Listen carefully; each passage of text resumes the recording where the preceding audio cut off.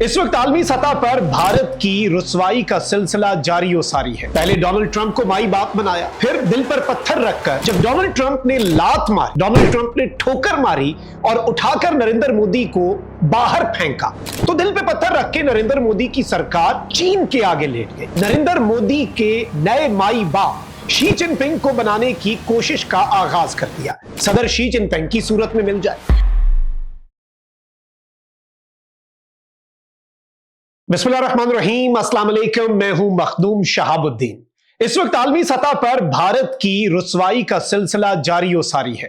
पहले Donald Trump को माई बाप बनाया, फिर दिल पर पत्थर रखकर जब डोनाल्ड ट्रंप ने लात मारी, डोनाल्ड ट्रंप ने ठोकर मारी और उठाकर नरेंद्र मोदी को बाहर फेंका, नरेंद्र मोदी के भारत की इकोनॉमी को डेड इकोनॉमी करार दिया, तो दिल पे पत्थर रख के नरेंद्र मोदी की सरकार चीन के आगे लेट गई। और गोदी मीडिया, जो कि कुछ दिन पहले तक चीन को भारत का सबसे बड़ा दुश्मन करार दे रहा था, उसने नरेंद्र मोदी के नए माई बाप शी जिनपिंग को बनाने की कोशिश का आगाज कर दिया। यानी डोनाल्ड ट्रंप की तरफ से ठोकर खाने के बाद नरेंद्र मोदी सरकार जो अनाथ हो गई थी, गोदी मीडिया ने पूरी कोशिश की कि इन्हें एक नया माई बाप सदर शी जिनपिंग की सूरत में मिल जाए और भारत जो है वो चीन के वारे न्यारे जाने लगा। लेकिन अब एक तरफ तो चाइनीज फॉरेन मिनिस्टर ने भारत का टूर किया, उस टूर के बाद जब वो पाकिस्तान आए और इवन जो अफगानिस्तान के अंदर ट्राइलेटरल मुज़ाकरात हुए, उनमें उनकी स्टेटमेंट से भारतीय मीडिया सीख पा हुआ। भारतीय मीडिया जो है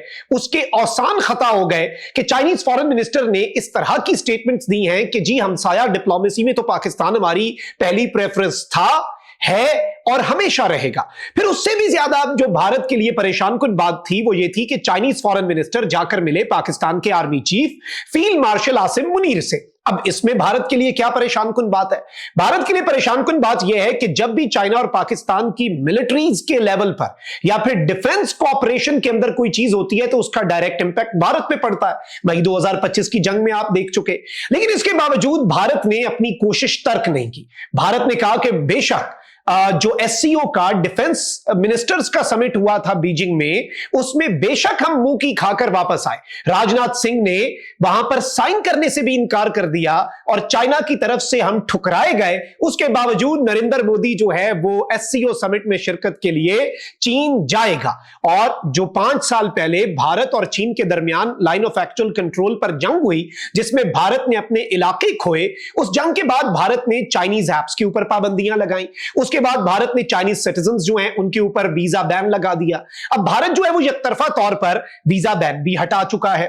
भारत जो है वो उन एप्स को भी इंक्लूडिंग टिकटॉक बहाल कर रहा है। लेकिन ऑन दी अदर हैंड आप ये देखें कि चाइना जो है वो अपने उस मुद्दे के ऊपर डटा हुआ है। भारतीय मीडिया ने चाइनीज फॉरेन मिनिस्टर के दौरे के दौरान ये खबरें चलानी शुरू कर दी कि जो क्रिटिकल टेक्नोलॉजी है इंडिया को ट्रांसफर करने पे चाइना ने बैन लगाया हुआ है।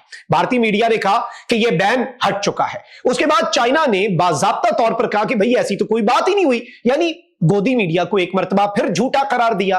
तो अब एक खबर जो है वो सुन लें।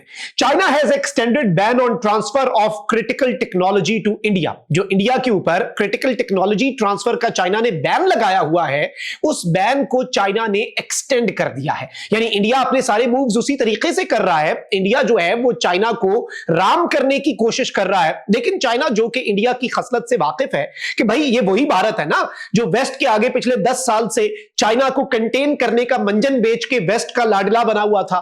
क्वाड का हिस्सा भारत क्यों बना था? क्वाड किसकी पावर को कंटेन करने के लिए था? तो क्या चाइना जो है वो भारत की इस खसलत से वाकिफ नहीं है? बड़े बेहतरीन तरीके से वाकिफ है। अच्छा, अब आपको मैं ये भी बताऊं कि इस वक्त भारत जो है उसके लिए परेशानी ही परेशानी है। बांग्लादेश वाला मामला आप देख लें। पाकिस्तान के फॉरेन मिनिस्टर जो हैं वो बांग्लादेश गए, बांग्लादेश में उनका पुरतपाक इस्तकबाल हुआ। अब जो एक चिटागोंग के पोर्ट के बाद सबसे बड़ा पोर्ट है बांग्लादेश का, उसका एक्सेस, फुल एक्सेस जो है वो बांग्लादेश, पाकिस्तान और चाइना को देने जा रहा है। और भारत पहले ही तिल मिला उठा हुआ है। भारतीय मीडिया ने जो रिपोर्टिंग करनी शुरू कर दी है कि भाई पाकिस्तान के आर्मी चीफ ने कहा था कि हम ईस्टर्न साइड से हमला करेंगे, तो अब क्या बांग्लादेश से पाकिस्तानी तैयारे उड़ के भारत पे हमला करेंगे? यानी भारतीय मीडिया की फ्रस्ट्रेशन का अंदाजा लगाएं। फिर अफगानिस्तान के अंदर भारत अपना इंफ्लुएंस बढ़ाना चाह रहा था, लेकिन जो ट्राइलेटरल मीटिंग हुई उसके अंदर यह डिसाइड हुआ कि चाइना पाकिस्तान इकोनॉमिक कॉरिडोर को अफगानिस्तान तक एक्सटेंड किया जाएगा। अफगान गवर्नमेंट जो है उसने पाकिस्तान और चाइनीज फॉरेन मिनिस्टर्स जब काबुल पहुंचे तो अपने कमांडर को गिरफ्तार किया जो टीटीपी यानी कि फितनतुल खवारिज और भारत की प्रॉक्सी दहशतगर्द तंजीम तहरीके तालिबान पाकिस्तान की सहूलतकारी कर रहा था। तो यह भी भारत के लिए एक धचका है। और इसके साथ ही साथ ईरान जो है उसने भी पाकिस्तान को कहा है कि भाई हमारा सूबा सिस्तान बलोचिस्तान वो अगर किसी भी तरह से भारत इस्तेमाल कर रहा है, आपको फ्री हैंड है, हमें बताएं, हम हर तरह से आपको फैसिलिटेट करेंगे और यहां से दहशतगर्दी खत्म करेंगे। यानी अब भारत जो है वो इस रीजन के अंदर भी मुकम्मल तौर पे कट के रह गया। यहां तक कि बांग्लादेश जो है उससे भी दूर हो गया। पाकिस्तान और चाइना ने मिलकर बांग्लादेश के साथ एक बिल्कुल नया ब्लॉक बनने जा रहा है। इस सब के अंदर इंडिया के लिए प्रॉब्लम्स ही प्रॉब्लम्स हैं, इसमें तो there is no other opinion. और भारत जो है उसकी हालत बिल्कुल ना घर का रहा, ना घाट का रहा, ना वेस्ट के काम का रहा।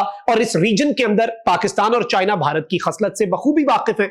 अब बल्कि आप ये देखें कि पानी को बतौर हथियार पाकिस्तान के खिलाफ भारत इस्तेमाल करना चाहता है। तो अब वही भारत, रॉयटर्स ने खबर दी है नाज़रीन किराम कि भारतीय हुकूमत की एक तज्जियाती रिपोर्ट और 4 मोतबर जराए ने तस्दीक की है कि भारत जो चाइना एक दुनिया का सबसे बड़ा डैम बनाने जा रहा है, उस मंसूबे के मुमकिना असरात जो है वो नई दिल्ली पर पड़ेंगे, भारत पर पड़ेंगे। और भारत जो है उसके पानी के बहाव को चाइना 85% तक कम कर देगा। पानी को पाकिस्तान के खिलाफ इस्तेमाल करना था। अब नई दिल्ली में हंगामी मीटिंग्स हो रही हैं कि हम क्या करेंगे, हम कहां जाएंगे, हमारा तो पानी चाइना रोक लेगा और हम उस पर किस मुंह से आवाज उठाएंगे। हम तो पाकिस्तान का पानी रोकने की बात करते थे। तो पाकिस्तान का पानी रोकते रोकते भारत जो है और नरेंद्र मोदी जो है वो अपना पानी रुकवा बैठा है। अब इस सारी की सारी सूरत हाल को अगर हम एनालाइज करें तो इसमें एक दो चीजें हमें समझ आ जाती हैं कि इस वक्त भारत की फॉरेन पॉलिसी का प्रोग्राम मुकम्मल तौर पे बढ़ चुका है और वो इस वक्त मुकम्मल तौर पर नाकाम हो चुके हैं।